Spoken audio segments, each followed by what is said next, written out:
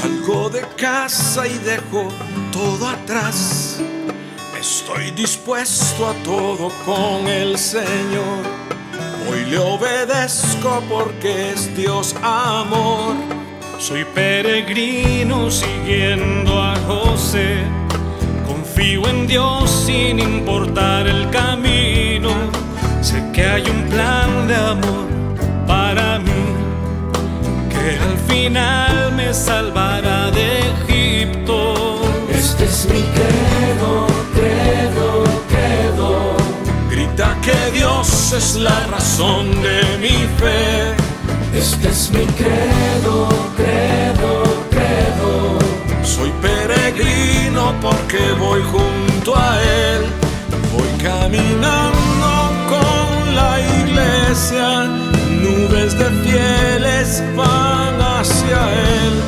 Testigos de amor cuentan con su vida esta historia hasta la eternidad.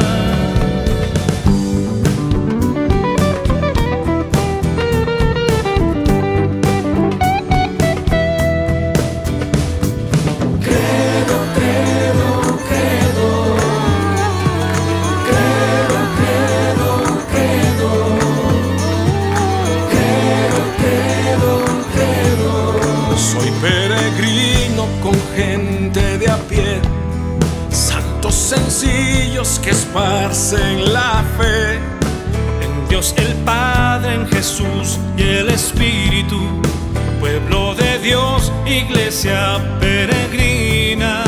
Este es mi credo, credo, credo. Grita que Dios es la razón de mi fe. Este es mi credo, credo, credo. Soy peregrino porque voy junto a Él. Voy caminando con la iglesia. Sé bien en quién creo con toda certeza. Unido al canto de María, los apóstoles proclamo la fe. Credo, credo, credo. Credo, credo, credo. Credo, credo, credo.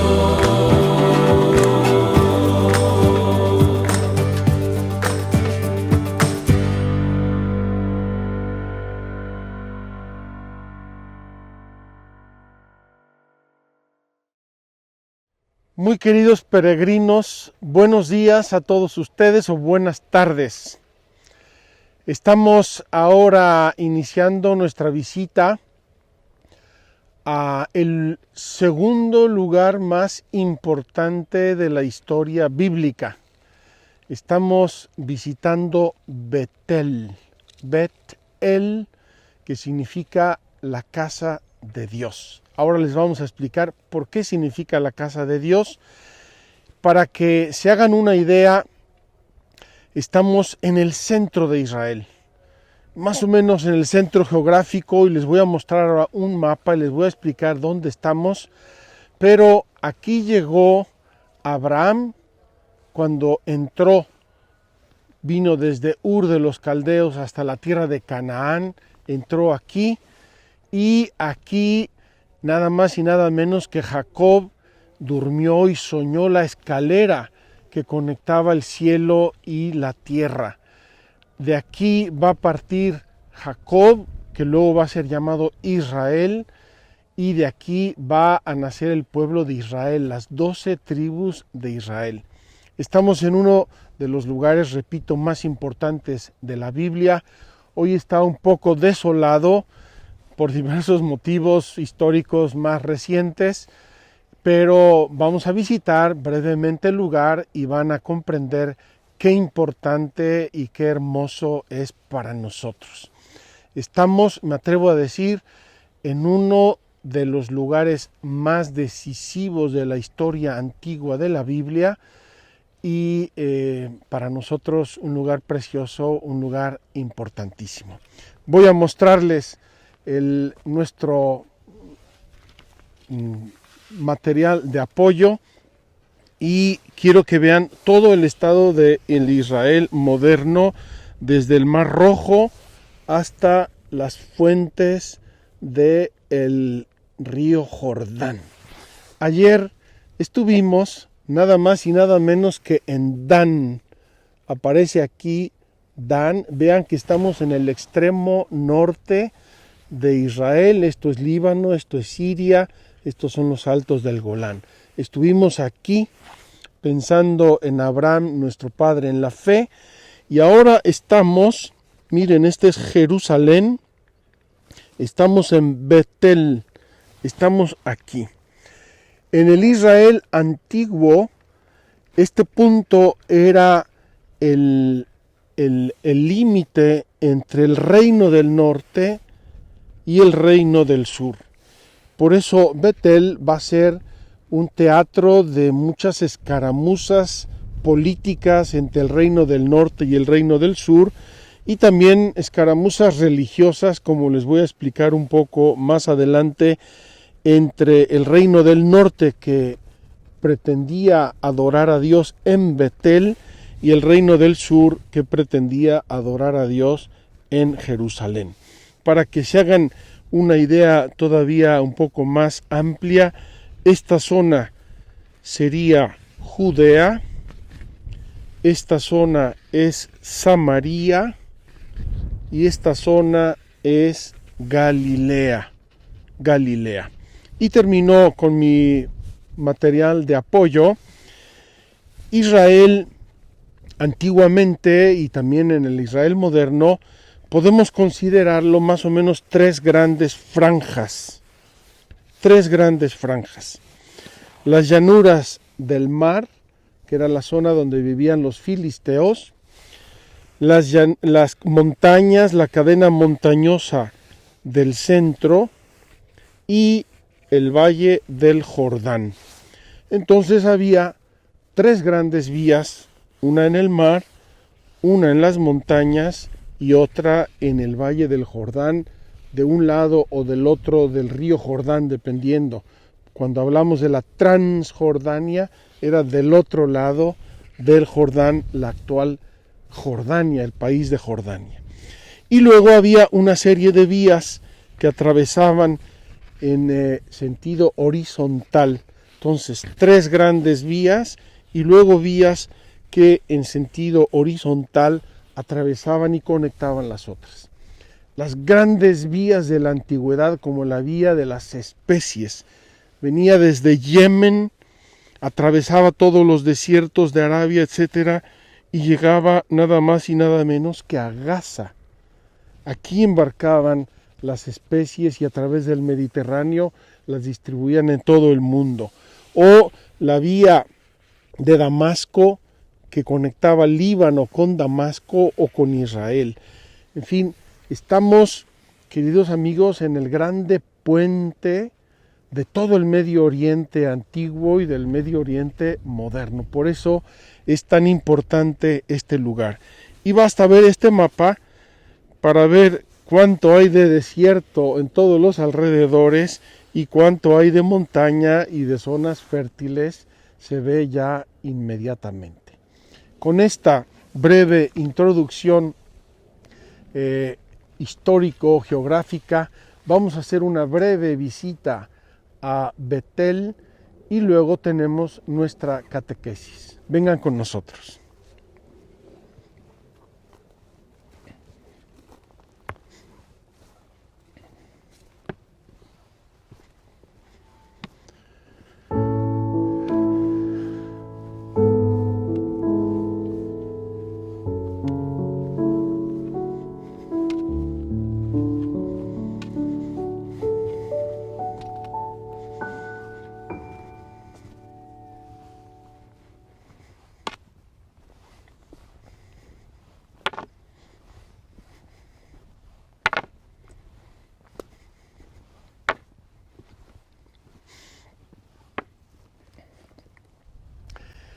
Queridos amigos, vamos a describir brevemente lo que aquí vemos.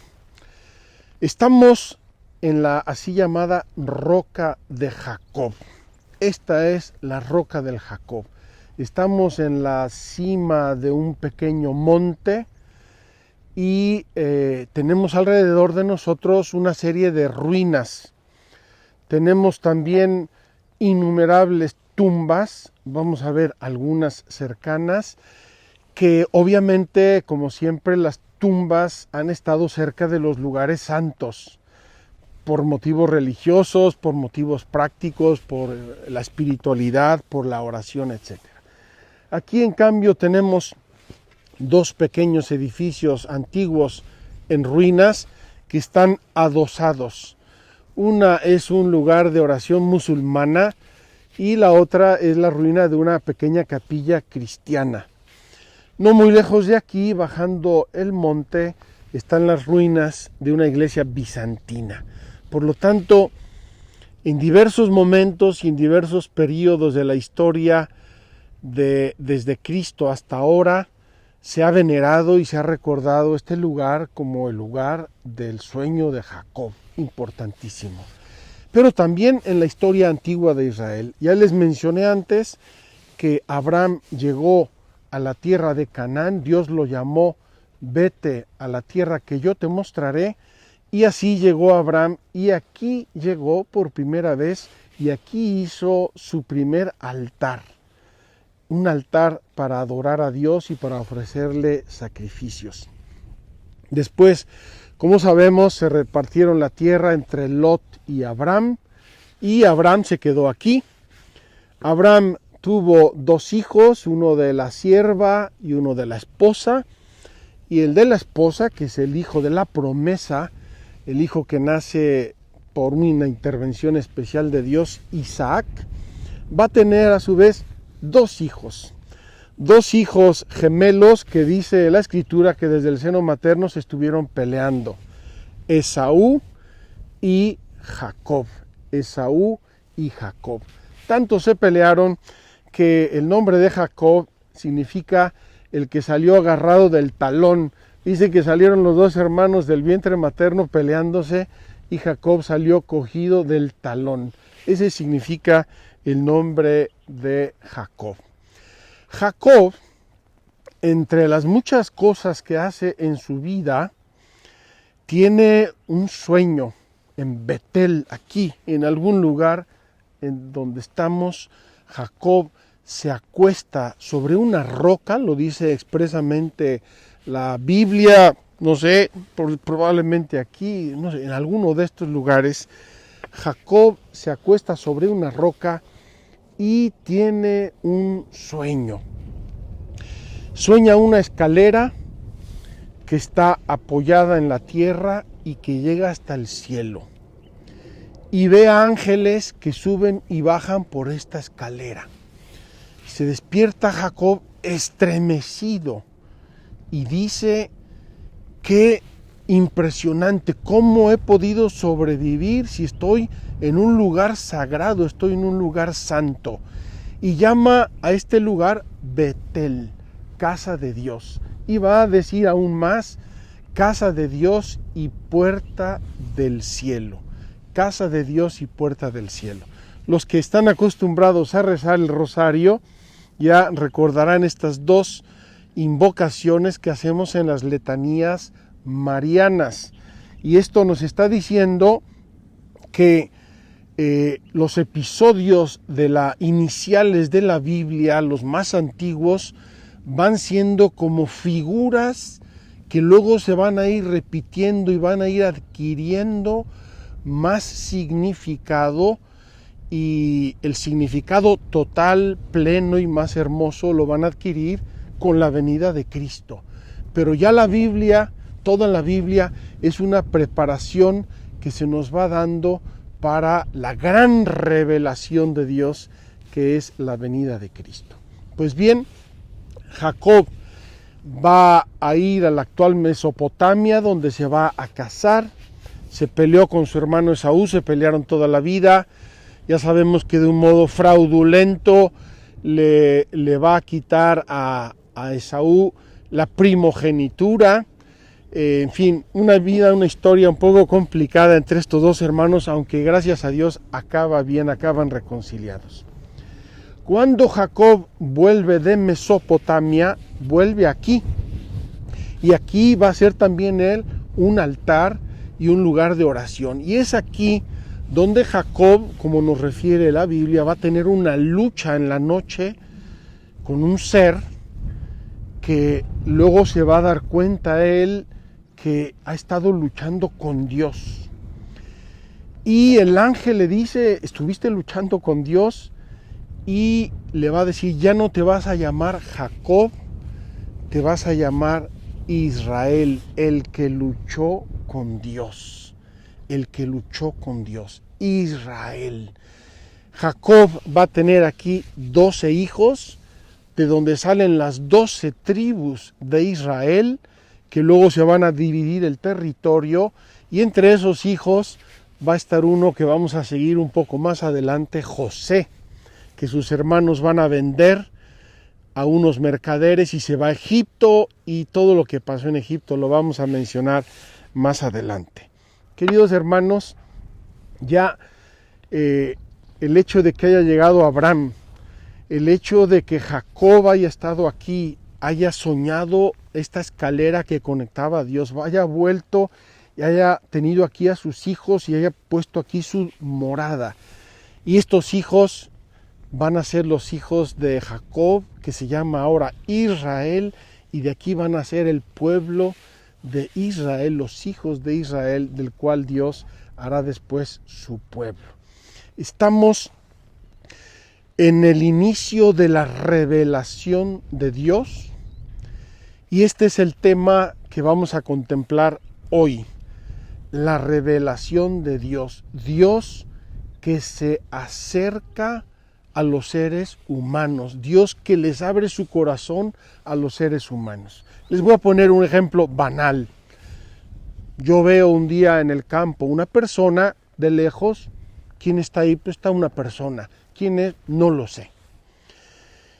Y si no me acerco a él, o él a mí, y me dice quién es, y conversamos, y nos intimamos de algún modo, no voy a saber quién es, está ahí, pero no sé quién es. Eso va a pasar con Dios. Ayer en Dan les dije como grande y simple introducción al tema de la fe, que Dios en la creación se revela a los hombres, y los hombres pueden con la sola luz de su naturaleza saber que hay un Dios, hay alguien que creó esto, hay alguien que lo organiza, hay alguien que le puso sabiduría, reglas, belleza, orden, fin. Pero hasta ahí llegó el hombre con su sola luz natural. Lo que va a hacer Dios es un grande regalo, el regalo de la revelación. Dios nuestro Señor va a acompañar a este pueblo que Él mismo se va a crear, y poco a poco le va a ir revelando quién es, qué hace, cómo se llama, y le va a ir abriendo su corazón en unas etapas paulatinas, por una razón muy sencilla. Queridos amigos, la revelación es luz. Y el que sale de una gruta o de un lugar oscuro no puede recibir inmediatamente la luz. Tiene que ir en pasos para no dañarse. La revelación de Dios va a seguir un poco ese proceso. Dios nuestro Señor va a ir en pequeños pasos, ahora los vamos a comentar, en pequeños pasos, y así Dios y el hombre van adquiriendo una familiaridad, un conocimiento recíproco, y la revelación se va extendiendo hasta que llega Jesucristo, el culmen, lo máximo de la revelación de Dios. Dios nuestro Señor no solo dijo e hizo cosas, sino que nos va a dar su palabra misma, su verbo, que es su Hijo amadísimo. Interrumpo aquí esta serie de ideas. Vamos a hacer una visita muy rápida a lo poco que podemos ver, y luego tenemos nuestra catequesis. Vengan conmigo.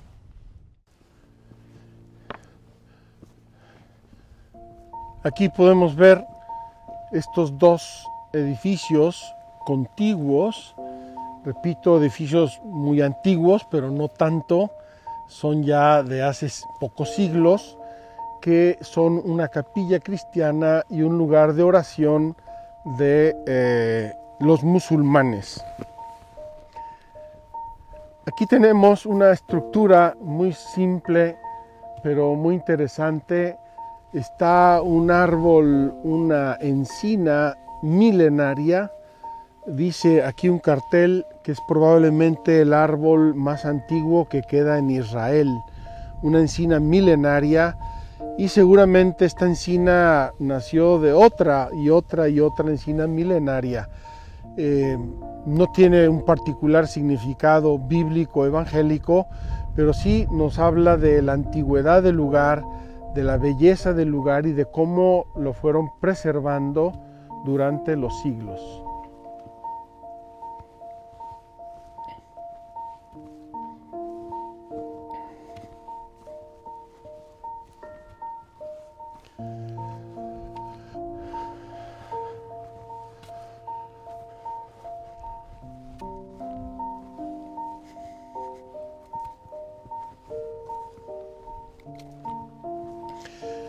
Aquí, queridos amigos, tenemos las ruinas. Podemos ver un rectángulo. Es una ruina antiquísima. La hizo el rey Jeroboam I. Si no recuerdo mal, era nieto o bisnieto del rey David. Estamos hablando del siglo IX antes de Cristo. Este rey Jeroboam, rey del reino del norte, tuvo muchos pleitos políticos, sociales y también religiosos, y es el que mandó construir 2 becerros de oro y un altar para adorar un becerro de oro. Nada más y nada menos que uno de los becerros de oro lo puso aquí en un templete y el otro lo puso en Dan, donde estuvimos ayer y les mostré esa estructura metálica que era un altar antiquísimo. Jeroboam I, estamos hablando del siglo IX antes de Cristo. Vamos aquí a dar 2 pasos para ver unas de las tumbas. Hay muchísimas tumbas en todo alrededor, pero aquí podemos ver por lo menos 2 tumbas muy antiguas. Estas tumbas seguramente se remontan, se han utilizado quizá en diversos periodos. Aquí podemos ver los escalones. Felipe, acércate por aquí.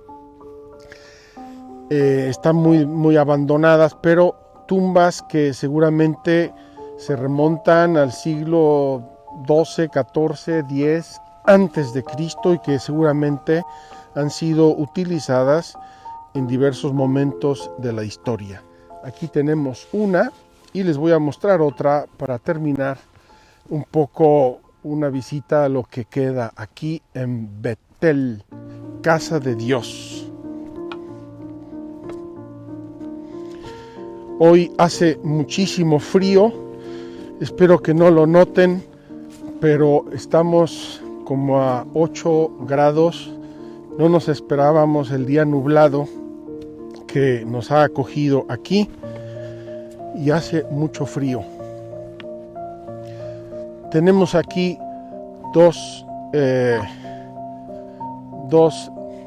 datos arqueológicos.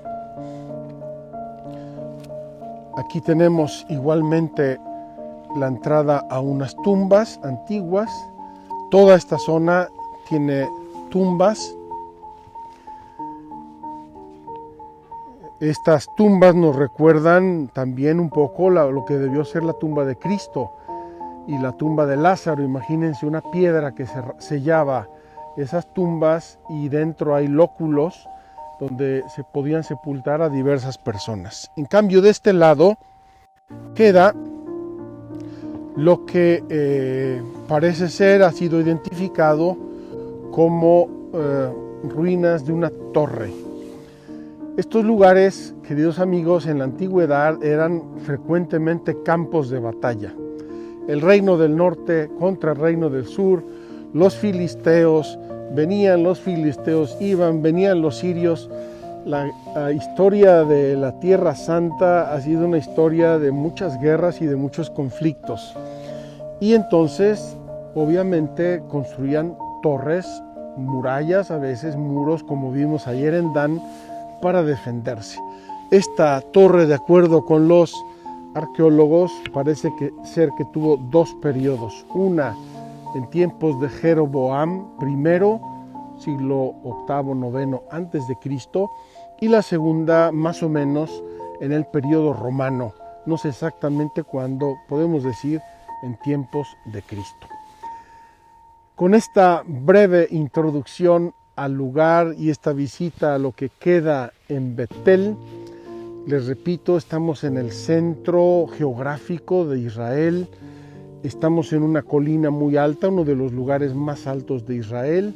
Aquí vino Abraham, aquí vino Jacob, aquí vino Isaac, aquí inicia de algún modo el pueblo de Israel. Vamos ahora a sentarnos un ratito en la roca de Jacob y desde ahí vamos a tener nuestra catequesis de hoy sobre la revelación. Queridos amigos, voy a leerles solamente por completar, vamos a leer la historia del sueño de Jacob, que me parece fascinante hacerla aquí, donde sucedió. Estamos en el capítulo 28 del Génesis, versículos 10 y siguientes. Vamos a leer el sueño de Jacob. Jacob salió de Beerseba y fue a Harán. Llegando a cierto lugar, se dispuso a hacer noche allí, porque ya se había puesto el sol. Tomó una de las piedras del lugar, se la puso por cabezal y acostóse en aquel lugar. Y tuvo un sueño. Soñó con una escalera apoyada en tierra, y cuya cima tocaba los cielos, y he aquí que los ángeles de Dios subían y bajaban por ella. Y vio que Yahvé estaba sobre ella, y que le dijo: Yo soy Yahvé, el Dios de tu padre Abraham y el Dios de Isaac. La tierra en que estás acostado te la doy para ti y tu descendencia. Tu descendencia será como el polvo de la tierra y te extenderás al poniente y al oriente, al norte y al mediodía. Y por ti se bendecirán todos los linajes de la tierra y por tu descendencia. Mira que yo estoy contigo, te guardaré por donde quiera que vayas y te devolveré a este solar. No te abandonaré hasta haber cumplido lo que te he dicho. Despertó Jacob de su sueño y dijo: Así pues, está Yahvé en este lugar y yo no lo sabía. Y asustado dijo: Qué temible es este lugar. Esto no es otra cosa sino la casa de Dios y la puerta del cielo. Levantóse Jacob de madrugada y tomando la piedra que se había puesto por cabezal, la erigió como estela y derramó aceite sobre ella. Y llamó a aquel lugar Betel, aunque el nombre primitivo de la ciudad era Luz. Queridos amigos, espero que sientan la emoción que siento yo de estar tocando este lugar, esta piedra, esta colina, donde Dios nuestro Señor hizo una de las revelaciones más fuertes y simbólicas a través de este sueño de Jacob. Lo hemos escuchado 1000 veces, yo lo he escuchado muchísimas veces, he leído, estudiado interpretaciones, exegesis y demás, pero es la primera vez que vengo a este lugar y vengo por ustedes y vengo con ustedes. Vamos ahora a nuestra catequesis. Queridos hermanos, después de haber afirmado ayer que el hombre es capaz de conocer a Dios con la luz natural porque así lo hizo Dios. Vamos a leer lo que nos dice el catecismo en la siguiente sección, en el siguiente artículo. Dice: mediante la razón natural, el hombre puede conocer a Dios con certeza a partir de sus obras. Pero existe otro orden de conocimiento que el hombre no puede de ningún modo alcanzar por sus propias fuerzas, el de la revelación divina. Por una decisión enteramente libre, Dios se revela y se da al hombre. Lo hace revelando su misterio, su designio benevolente que estableció desde la eternidad en Cristo en favor de todos los hombres. Revela plenamente su designio enviando a su Hijo amado, nuestro Señor Jesucristo, y al Espíritu Santo. Queridos hermanos, vamos a seguir el catecismo de modo muy sencillo, muy simple, a ver si entendemos bien qué significa esto de la revelación de Dios.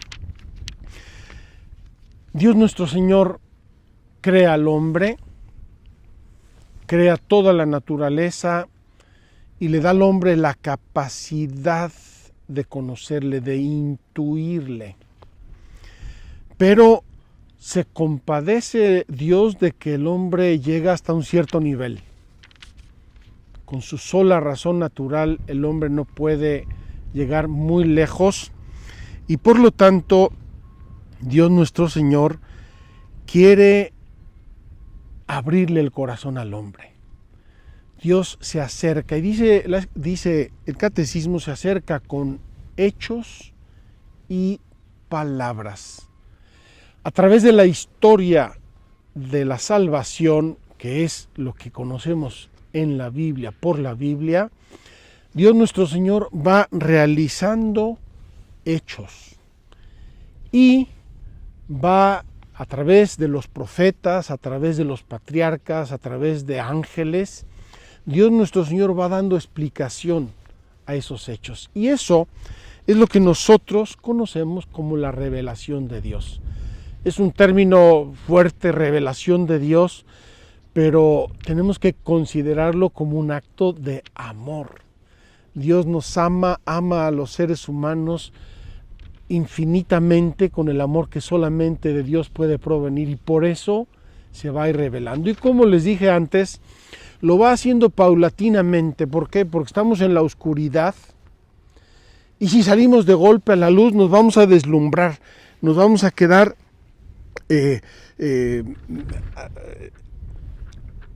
sin poder ver. Pues bien, deslumbrados. Paulatinamente Dios va revelando su amor a los hombres en esta revelación. Y eso tiene unas etapas. Dios nuestro Señor lo realiza en unas etapas, o nosotros estudiamos esta revelación de la Biblia en unas etapas. Primera etapa. Dios crea al hombre y tiene con él una relación de intimidad, de amistad, de cercanía, de confianza. Vemos por el Génesis, desde el inicio, capítulos 1, 2 y 3, que Dios bajaba al paraíso y platicaba con los seres humanos porque así los había creado, capaces de Dios. Esta revelación no fue interrumpida por el pecado. Dios nuestro Señor no se desentendió del ser humano por el pecado, sino que le promete que va a seguir acompañándolo y le promete desde el inicio una salvación, lo que llamamos el protoevangelio. Ese anuncio de que la mujer, la Virgen María, su descendencia va a pisar la cabeza de la serpiente, esa imagen que nosotros vemos en las estatuas de la Inmaculada Concepción, la Virgen Inmaculada que pisa la cabeza de la serpiente. Y luego en la Biblia tenemos 2 o 3 pasos. El primer paso es la alianza con Noé. Sabemos que los hombres desde Caín y Abel van a tener pecado. El pecado entró en el mundo, nos dañó, nos confundió, y de los descendientes va a haber luchas, va a haber conflictos, va a haber pecado, hasta que Dios se aburre y dice a Noé, que era el único justo en su tiempo, le dice: voy a mandar un diluvio. Le manda hacer el arca. Como sabemos, son imágenes, es un modo de hablar. Dios le manda a Noé a hacer el arca y le pide poner ahí animales de todas las especies y su familia, sus hijos, sus siervos, para salvar a la humanidad. Dios va a hacer con Noé una primera alianza. Los hijos de Noé van a tener descendientes y van a repoblar la tierra después del diluvio. Pero esos hijos llevan todavía las secuelas del pecado original, y como sabemos, en Babel, que es un grande proyecto de la soberbia humana, querían hacer una torre que llegara hasta el cielo. Dios nuestro Señor los va a confundir con las lenguas. Hablaban todos una misma lengua, se entendían y se estaban poniendo de acuerdo, maquinando cosas contra Dios. Y Dios nuestro Señor dice: vamos a confundirlos, y los confunde. La división de las lenguas hace la división de naciones, de grupos que no se entienden uno con el otro, y además en esa división de las lenguas y de naciones va a entrar también la idolatría. Cada grupo, cada nación va a tener su Dios, sus dioses. Pero con Noé, Dios va a hacer una alianza, una primera alianza, y esa alianza permanece en vigor en el tiempo de las naciones. Es decir, mientras están las naciones divididas y dispersas por el mundo, hasta que va a llegar la proclamación del Evangelio. Esa es la primera alianza. Esa alianza de la cual Cristo y Pentecostés va a reunir otra vez a todas las naciones en un solo pueblo. Después de Noé, Dios nuestro Señor va a llamar a Abraham. Estamos aquí a donde llegó Abraham. ¿Qué hace Abraham? ¿Qué hace Dios con Abraham? Le dice Dios, acuérdense, deja tu tierra, deja tu casa, deja tu parentela. Dios nuestro Señor está pidiendo a Abraham ponerse por encima de las naciones. Dios nuestro Señor no le pidió a Abraham solamente salir geográficamente de un lugar a otro. Dios nuestro Señor le está pidiendo de algún modo salir por encima de las naciones, de la humanidad de su tiempo, para hacer con él una alianza que ya sabemos, por la obediencia de Abraham, la obediencia en salir de su tierra, la obediencia probada de sacrificar a Isaac. Dios nuestro Señor le va a decir: en ti bendeciré a todas las naciones, de ti haré un gran pueblo. Entonces, los descendientes de Noé forman muchas naciones. Abraham es sacado de esas naciones, y Abraham va a ser el depositario de la promesa. De ti haré un gran pueblo, numeroso más que las estrellas del cielo y más que las arenas de la playa. En ti serán benditas todas las naciones de la tierra. El pueblo nacido de Abraham va a ser el depositario de las promesas, de la promesa hecha a los patriarcas. Queridos amigos, después, la siguiente grande etapa de este proceso es cuando Dios forma un pueblo, y es el pueblo de Israel. Lo va a formar con Moisés. Sabemos que el pueblo de Israel, por una hambruna, se había ido de Canaán, de la tierra de Canaán, a Egipto. con José, la historia de José y sus hermanos. En Egipto van a estar 450 años como esclavos, y esto es un signo, una imagen del estado de pecado en que estaba la humanidad. Y Dios los va a liberar de la esclavitud, y en el Sinaí Dios nuestro Señor va a renovar y ratificar la alianza, ya no con Abraham, ya no con Isaac y Jacob, sino con el pueblo de Israel. Tú serás mi pueblo y yo seré tu Dios. ¿Qué pasa con Moisés al final de su vida? Cuando Moisés va a morir, llama a todo el pueblo y les dice: Dios nos sacó de la esclavitud, Dios nos hizo pasar el Mar Rojo, Dios nos dio la ley en el Sinaí, nosotros somos su pueblo y Él es nuestro Dios. Y yo aquí voy a morir, no voy a entrar en la tierra prometida, signo de la promisión, de la salvación. En sombras, Dios nuestro Señor ya está hablando de la redención definitiva y más definitivamente todavía del cielo. Y les dice a Abraham: de ti, de este pueblo, saldrá un profeta, y Dios pondrá en su boca sus propias palabras. Queridos amigos, este final de la vida de Moisés y esta despedida de Moisés, que les anuncia la llegada de un nuevo profeta, es el grande anuncio de que en este pueblo Israel va a nacer Jesucristo, el Mesías, el gran y definitivo profeta. Y así se va a llevar a cumplimiento la alianza nueva y eterna, ya no para las naciones como hizo con Noé, ya no para el pueblo de Israel como hace con Moisés, sino para todo el mundo, para todo el género humano. Queridos hermanos, y con esto tenemos Moisés, el nuevo Moisés y el nuevo Adán, figuras del Antiguo Testamento, Jesucristo.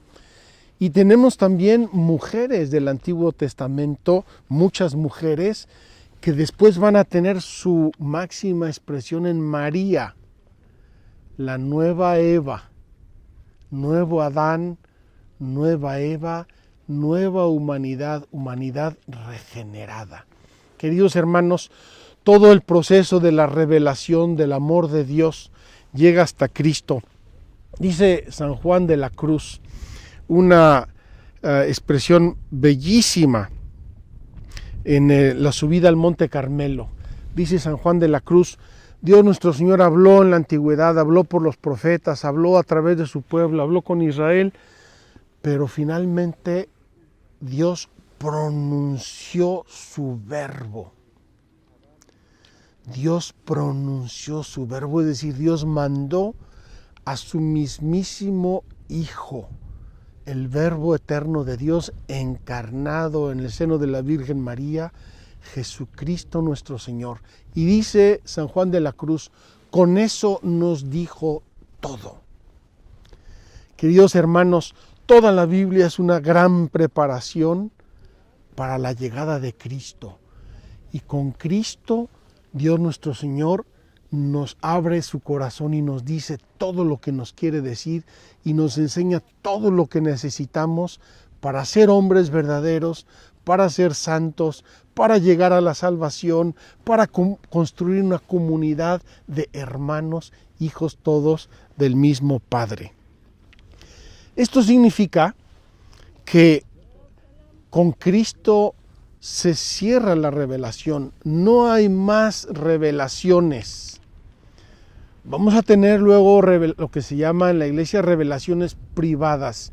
Algún santo, alguna santa que tienen apariciones de Cristo, el Sagrado Corazón, la Virgen María. Son revelaciones privadas y tienen importancia. Solamente en una medida.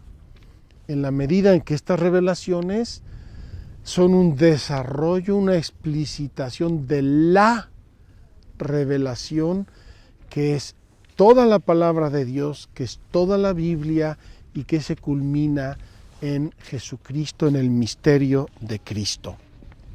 Queridos hermanos, en pocas palabras, esta grande revelación de Dios y la creación de la iglesia, que es la obra de Cristo, que es parte de su revelación, y todo lo que nos enseñó Cristo y que nos transmite la iglesia, es lo que se llama el depósito de la fe, depositum fidei.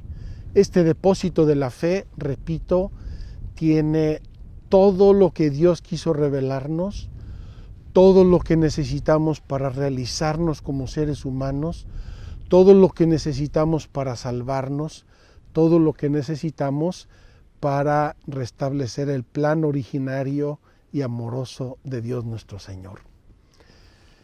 Qué maravilla, queridos amigos, queridos hermanos, estamos en Betel, en la roca de Jacob. Aquí la estamos tocando y aunque sea así, a grandes rasgos, a muy grandes rasgos, explicamos este acercarse de Dios a la humanidad y esto que conocemos como la revelación de Dios. En medio de estas 3 o 4 etapas que les he hablado está toda la historia de los reyes, de los patriarcas, del arca de la alianza, de los mandamientos de la ley de Dios, del exilio, todo lo que contiene la Biblia hasta llegar a su culminación, que es nada más y nada menos que la venida del mismo Cristo, que es Dios, verdadero hombre, y que nos va a revelar todo lo que el Padre quiso que nos revelara. En el capítulo 17 de San Juan nos dice Jesucristo eso: te doy gracias, Padre, porque has querido revelar esto a esta gente. La vida eterna consiste en que te conozcan a ti y a mí que me has enviado. Queridos amigos, queridos hermanos, quiero con esto dejar unos 2-3 minutos, unos minutos breves de reflexionar cuánto debemos amar la Biblia, cuánto debemos amar la palabra de Dios, esa palabra que nos revela hechos y palabras, explicaciones que nos abren el corazón de Dios y que van preparando todo hasta la venida de Cristo. En una explicación que leí hace tiempo, es una interpretación, parece que esta escalera que Jacob vio que partía de la tierra, llegaba al cielo, parece o se ha interpretado que era una escalera de madera, una escalera real. En ese tiempo no podía hipotizarse de otro tipo. Y esa escalera de madera habla de la madera de la cruz de Cristo. Esa escalera de Jacob nos habla de la cruz de Cristo, que es la puerta del cielo. Fíjense qué hermoso, podemos ir sacando de la Biblia expresiones, hechos, gestos, palabras que nos van anticipando el grande misterio de Cristo, que va a ser ya lo máximo de la revelación. Quiero terminar. Cuando hablamos de misterio, ahora actualmente se entiende como cosa misteriosa, oscura, rara, tenebrosa, que nos infunde miedo, hasta pánico. El sentido original y sobre todo el sentido religioso de misterio no es una cosa tenebrosa y oscura, sino una cosa muy luminosa. Misterio viene del verbo mío, griego, que significa hacer así. Cuando hay tanta luz y yo tengo que cerrar los ojos, ese gesto es mío. Es decir, tengo tanta luz que tengo que irla recibiendo poco a poco y cierro los ojos. Queridos hermanos, la revelación de Dios es el misterio del amor, Es el misterio de la salvación, es el misterio de la creación, es el misterio de la santificación. Esa luz inmensa que es un don de Dios y es una luz que nos salva. Vamos a reflexionar unos minutos estas verdades y con esto nos vamos a preparar para celebrar la Eucaristía aquí sobre la roca de Jacob.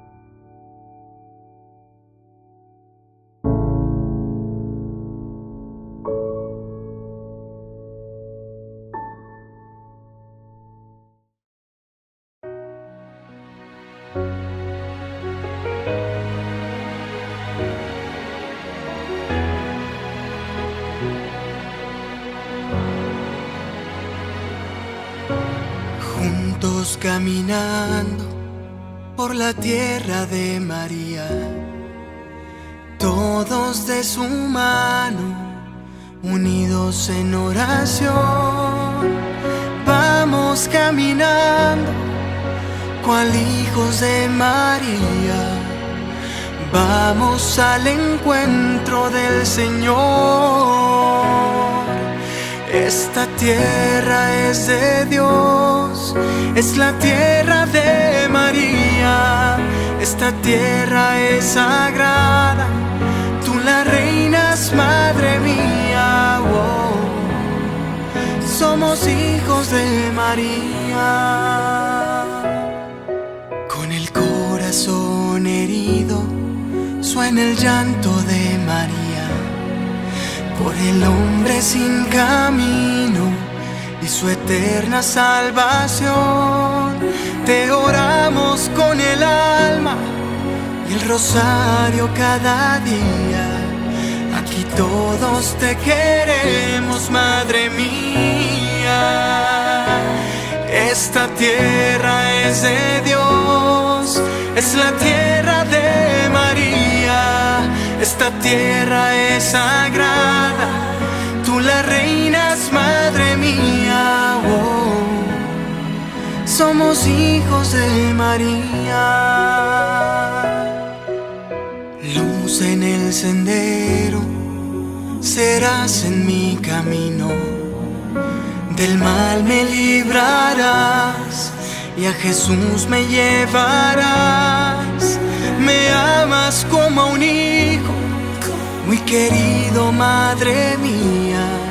Y mi sí yo te he de dar con mucho amor.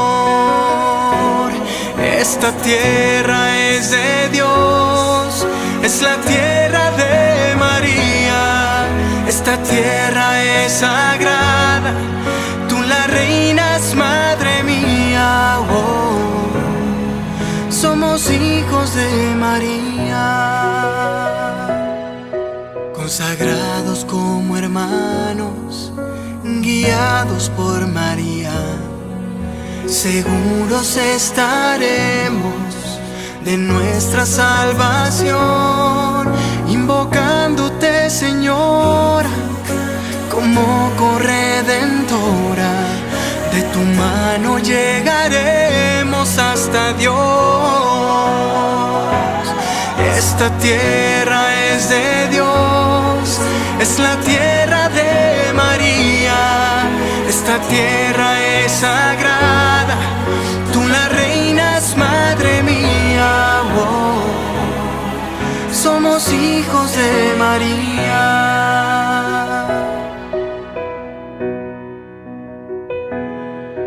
Oh Señora soberana, eres rosa inmaculada, refugio y esperanza de la humanidad.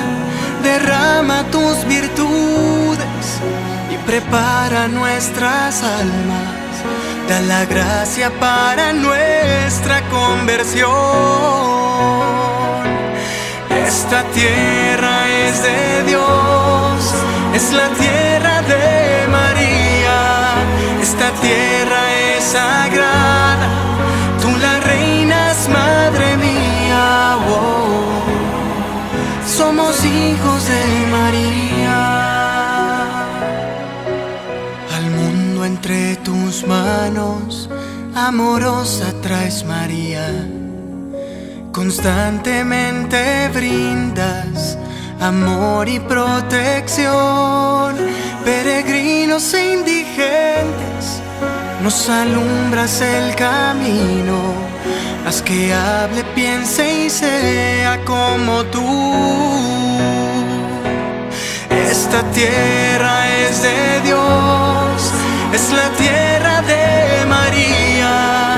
Esta tierra es sagrada, tú la reinas, Madre mía. Oh, somos hijos de María. Pronto siempre estamos a la ayuda del hermano, con fe y esperanza por un nuevo amanecer. Unidos formaremos un ejército mariano y al final sus corazones triunfarán. Esta tierra es de Dios, es la tierra de María.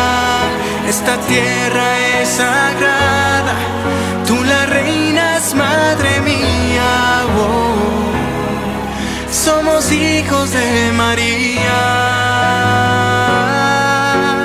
Ven, María, Madre mía. Ven, María, Madre mía. Oh, caminamos con María.